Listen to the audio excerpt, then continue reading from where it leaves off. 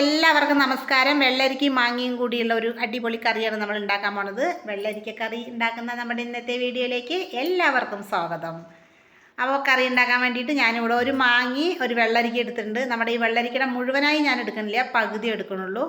പിന്നെ മാങ്ങയും പുളി അനുസരിച്ചെടുക്കും. നല്ല പുളിയുള്ള മാങ്ങയാണെങ്കിൽ നമുക്ക് ഈ ഒരു ഫുൾ മാങ്ങ വേണ്ടി വരില്ല. നോക്കിയതിന് ശേഷം മാത്രം ഇട്ട് കൊടുക്കുക. ചിലപ്പോൾ പുളിപ്പ് അധികമായി കഴിഞ്ഞാൽ അത്ര ഒരു ടേസ്റ്റ് ഉണ്ടാവില്ല. കാരണം നമ്മളിതിലേക്ക് കുറച്ച് തൈരും കൂടിയും ചേർത്ത് കൊടുക്കുന്നുണ്ട്.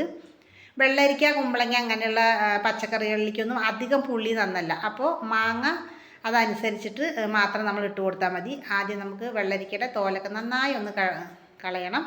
ഇത് നമ്മുടെ കണി വെള്ളരിക്കയാണ് കേട്ടോ. അന്ന് തുടങ്ങി എടുത്തു വെച്ചതാണ്. അറിയാലോ, വെള്ളരിക്ക നമുക്ക് കണി വെച്ച് കഴിഞ്ഞാൽ ഇങ്ങനെ വല്ല മോരുകറിയോ സാമ്പാറിലൊക്കെ ഇടാനാണല്ലോ നമ്മൾ പിന്നെ എടുക്കാൻ. നല്ല നമ്മുടെ ഇവിടെ തന്നെ നാട്ടിൽ തന്നെ പച്ചക്കറി ഉണ്ടാക്കുന്നവർ തന്നതാണ് കേട്ടോ. നല്ല വെള്ളരിക്കയാണ്, വിഷം ചേർക്കാത്തത്. ചിലതിങ്ങനെ മുറിച്ചിട്ട് നമ്മൾക്ക് കഴിച്ച് നോക്കിക്കഴിഞ്ഞാൽ കയ്പ്പുണ്ടാവും.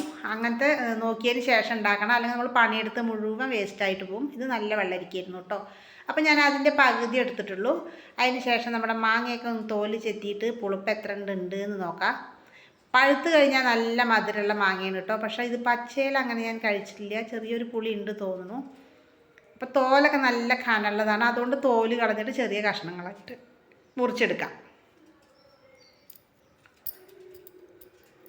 തോല് ചെത്തി വരുമ്പോഴാണ് തോന്നുന്നത് കുറച്ചൊരു ചെനച്ച പോലെ ഉണ്ട്.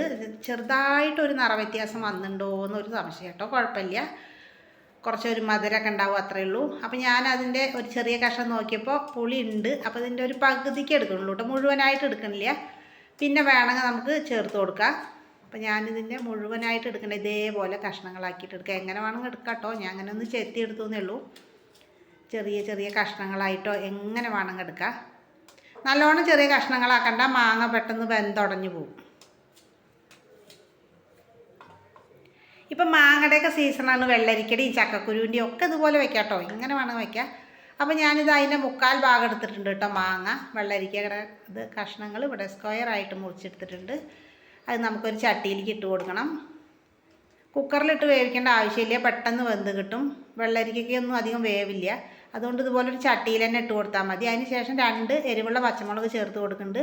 എരിവിന് ആവശ്യമായ പച്ചമുളക് നിങ്ങൾക്ക് ഇട്ട് കൊടുക്കുക. വെള്ളരിക്കയുടെ അളവിനനുസരിച്ച് പച്ചമുളകൊക്കെ ചേർത്ത് കൊടുക്കുക. ഇതിൽ നമ്മൾ മുളക് പൊടിയോ കുരുമുളകോ ഒന്നും ചേർക്കണില്ല, വെറും പച്ചമുളകാണ്.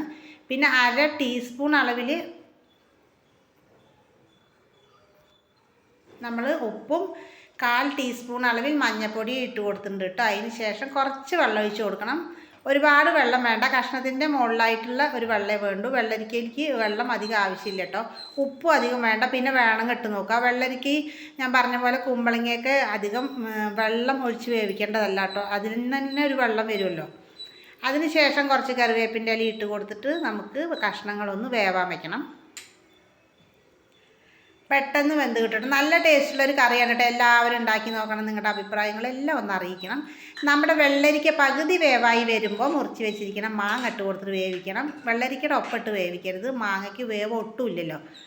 അപ്പോൾ മാങ്ങ കൂടി ഇട്ട് കൊടുത്ത് ഒന്ന് വേവിച്ച് എടുക്കണം. എളുപ്പം ഉണ്ടാക്കാൻ പറ്റിയുള്ള കറിയാണ്. എളുപ്പം എന്ന് പറഞ്ഞാൽ സൂപ്പർ ടേസ്റ്റുമാണ് കേട്ടോ. എല്ലാവരും ഒന്ന് ഉണ്ടാക്കി നോക്കണം. കുറച്ച് വെള്ളം കുറവുണ്ട്. ഇത് ചാറ് കറിയായിട്ട് വേണമെങ്കിൽ ഉണ്ടാക്കാം കേട്ടോ. അപ്പോൾ അതിനനുസരിച്ചിട്ടുള്ള വെള്ളം കുറച്ച് കൂട്ടി വെച്ചാൽ മതി. ഞാനിത് ചാറ് കറിയായിട്ടല്ല ഉണ്ടാക്കുന്നത്, കുറച്ച് കട്ടിയിലുണ്ടാക്കണം, അതുകൊണ്ട് വെള്ളം കമ്മിക്ക് ഒഴിക്കണം. ഇനി നമ്മൾ നാളികേരത്തിൻ്റെ അരപ്പൊക്കെ വരുമ്പോൾ കുറച്ചും കൂടി ലൂസാവുമല്ലോ. കൂടുതൽ വെള്ളം വേണ്ടവർക്ക് കൂടുതൽ ഒഴിക്കാം കേട്ടോ. കഷ്ണങ്ങളൊക്കെ കൂട്ടിയെടുക്കാം. അപ്പം മാങ്ങയും വെള്ളരിക്കും വേകുമ്പോഴേക്കും നമുക്ക് അതിലേക്കുള്ള അരപ്പ് ഉണ്ടാക്കണം. അതിനുവേണ്ടി അരമുറി നാളികേരവും 2-3 നമ്മുടെ ചെറിയ ഉള്ളിയും ചേർത്ത് നന്നായി അരച്ചതിന് ശേഷം കഷ്ണങ്ങളിലേക്ക് ഒഴിച്ചു കൊടുക്കുക.